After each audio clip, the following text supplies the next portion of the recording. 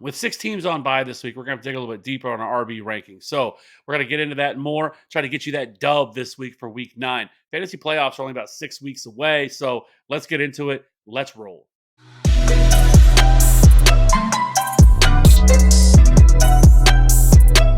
Welcome back in. Welcome back in. So let's go ahead and get into it. Our RB1s for this week are Austin Eckler, Alvin Kamara, Derrick Henry, Travis Etienne, Aaron Jones, Josh Jacobs, Kenneth Walker, Dalvin Cook, Ramondre Stevenson, Joe Mixon, Miles Sanders, and DeAndre Swift.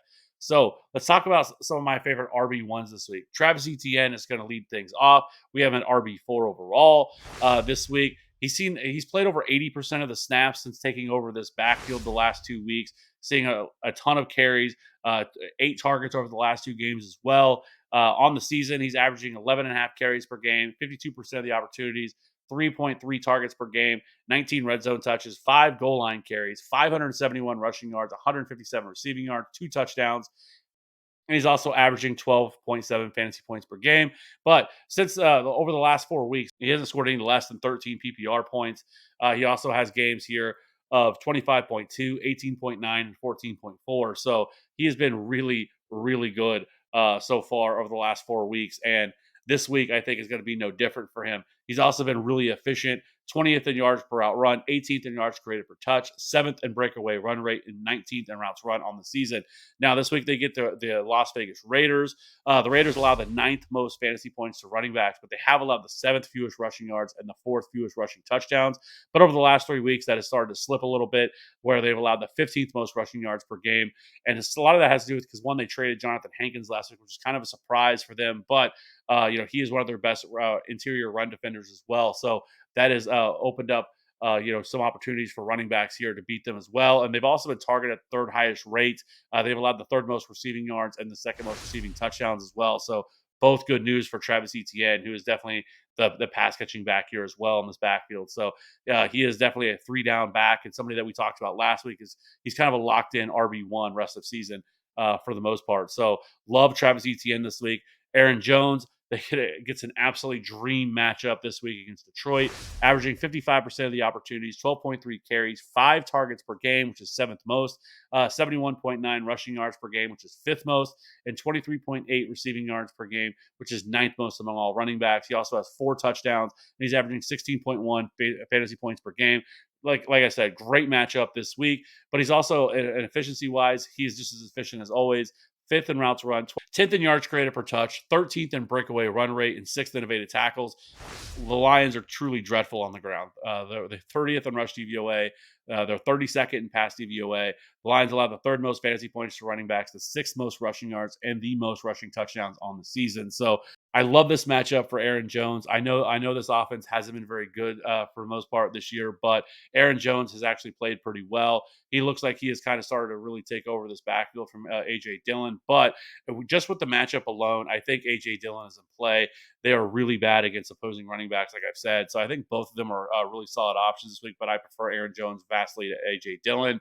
So I think this is a get right spot, hopefully, for the Green Bay Packers. Hopefully, they get Alan Lazard back this week. Romeo Dobbs kind of had a breakout game. So Aaron Jones, I think, makes a lot of sense here. Somebody you can start with absolute confidence as a top 5 running back option this week. Next up, we have Miles Sanders, RB11. Probably could have him even higher. I personally have him at RB8 this week against Houston. On the season, Miles Sanders, almost 70% of the opportunities, 16 carries per game. He's 9th in red zone touches, averaging about 80.4 rushing yards per game, 6 receiving yards per game, 5 touchdowns, which is 5 more than he had all of last year, 14.5 fantasy points per game.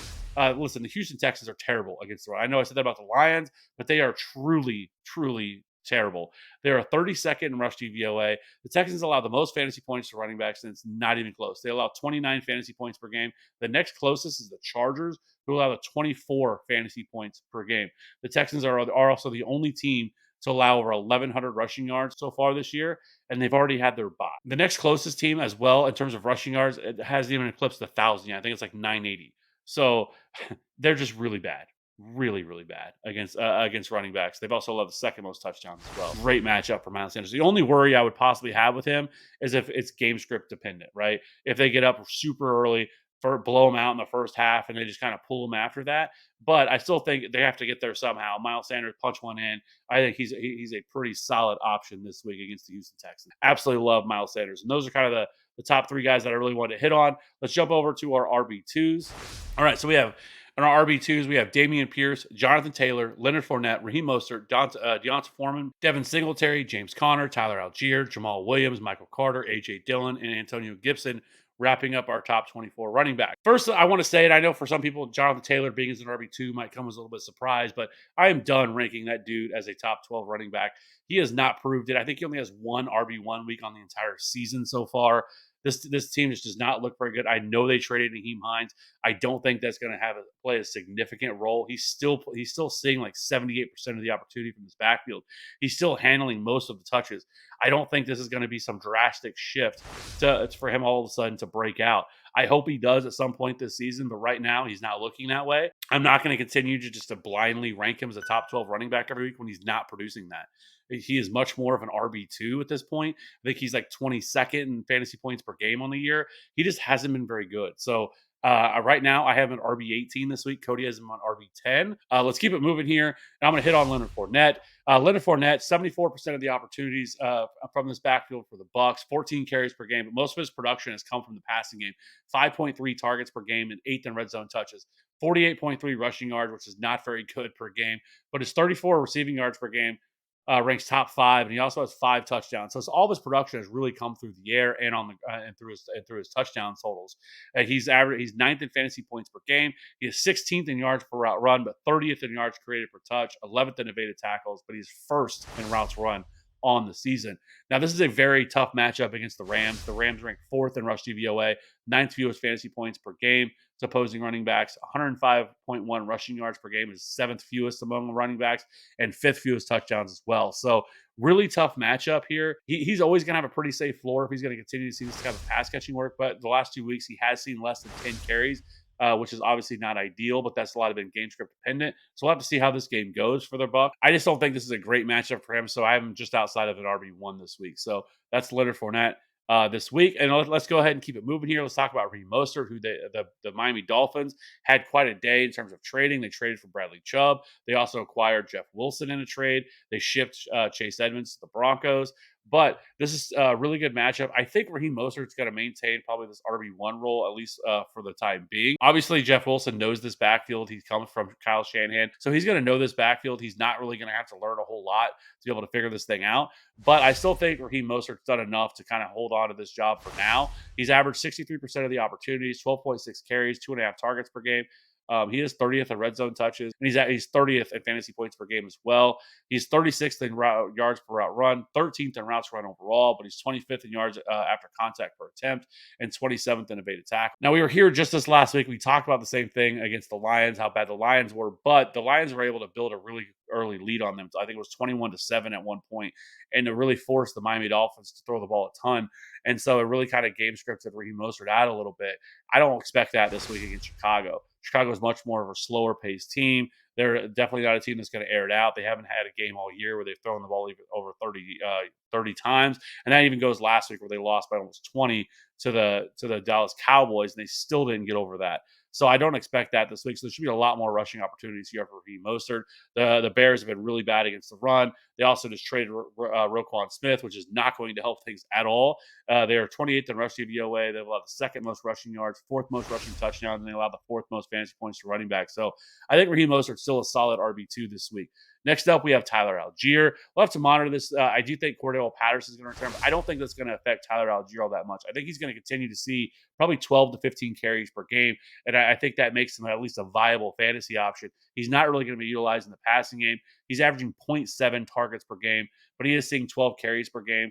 44% opportunity share, and he's also 31st in yards created per touch, 44th in routes run, 37th in yards after contact per attempt. The Falcons' offensive line has actually been really good this year. They rank 11th in adjusted line yards, so that's a big plus. The Chargers really struggle to stop the opposing run. They're 23rd in rush DVOA. They're the 2nd most fantasy points to running backs, and the 6th most rushing yards, and the 5th most rushing touchdowns. This is definitely a team that the Falcons can run against, and we know that's what the Falcons love to do. They don't care that they have Drake London. They don't care that they have Kyle Pitts. They're going to run the ball regardless of that. And so we know that to be a fact. And it's actually kind of surprising here. The Falcons opened up as 7-point underdogs, but it's dropped all the way down to three in just a couple of days. So I think he's a decent, low end RB2, high end RB3 option this week. So if you got him, I'm looking to play him. Lastly, let's get this thing wrapped up here. Let's talk about a couple of guys, and then we'll get out of here. Khalil Herbert, they go against the Miami Dolphins this week. We have him as consensus RB25. He's averaging about 43% of the opportunities, 4.5% target share. He is ninth in red zone touches on the year. He's averaging over 70 rushing yards per game. He's also has 5 touchdowns on the year, 12.3 PPR points per game, which is 24th. But he has been truly efficient. 12th in yards created per touch, 12th in evaded tackles, and 4th in yards after contact per attempt. He's also 5 of his last 6 games. He's put up at least 70 total yards. So this isn't a great matchup. The Miami Dolphins do rank ninth in rush DVOA, but they've allowed the 12th most fantasy points to running backs and the 7th most rushing touchdowns. So I think Khalil Herbert's definitely in play. We've seen him put up big numbers against really good run defenses already. So I'm not really all that concerned with him. He's definitely the better running back between him and David Montgomery. David Montgomery is going to continue to be probably more of the third down back. He's going to get carries. Obviously, he's going to get some drives and stuff like that. But it really wouldn't shock me to see Khalil Herbert kind of take over this backfield. He's a much better fit for the system that Luke Getsy runs. I do think Khalil Herbert is a really solid option this week, kind of a low end RB2, high end RB3 option as well. So he just missed the cut as an RB2 this week. So really, I like Khalil Herbert. I also think David Montgomery's in play as well, just because we know this team really wants to run the ball. He's going to see 12 to 15 carries. He's probably going to see a couple of targets. So I think he's also in play, but I just think Khalil Herbert is definitely the more efficient. So I just think that he's always going to be in play. He's kind of like a Tony Pollard option. Lastly, I think the Chiefs running backs are in play. Mainly Isaiah Pacheco and Jerick McKinnon are the two guys that I would be looking at. Isaiah Pacheco was named the starter last week. The starter. But in week 7, but he played 30% of the snaps. He had 8 carries in that game. I think it's only a matter of time that he's going to get more and more involved in this backfield. He's definitely the more explosive one between him and Clyde Edwards-Helaire. Jerick McKinnon is not going anywhere. He's going to be utilized in the passing game. He's going to be the pass-catching running back. But I think Isaiah Pacheco can kind of continue to kind of take away touches and snaps from Clyde Edwards-Helaire. Clyde Edwards-Helaire is just not the guy. He's not. Whatever happens next year, I think they could be in the market for looking for another running back if they don't think Isaiah Pacheco is that guy. But CEH just isn't it. He's been lucky because of the touchdowns he scored that has pretty much boomed all of his production. He's done really nothing else other than that. So I think Isaiah Pacheco continues to work as the starter. I think he continues to get more and more opportunities from this backfield. And this matchup against Tennessee, they are 12.5-point home favorites in this game already.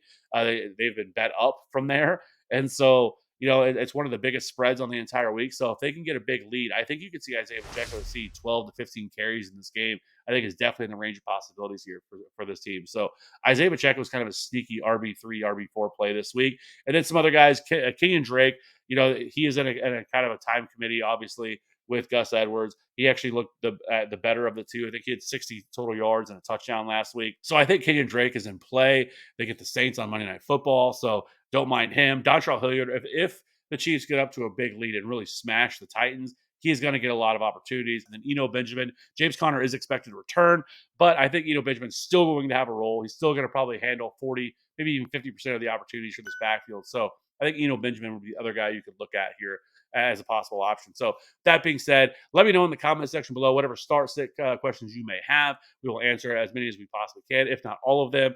That's what we're here for. We're trying to help you guys win. That's really our only goal. It's all we really care about. So if that's something you're interested in, be sure to hit that like and subscribe button for future content. We will catch you on the next one. Bye.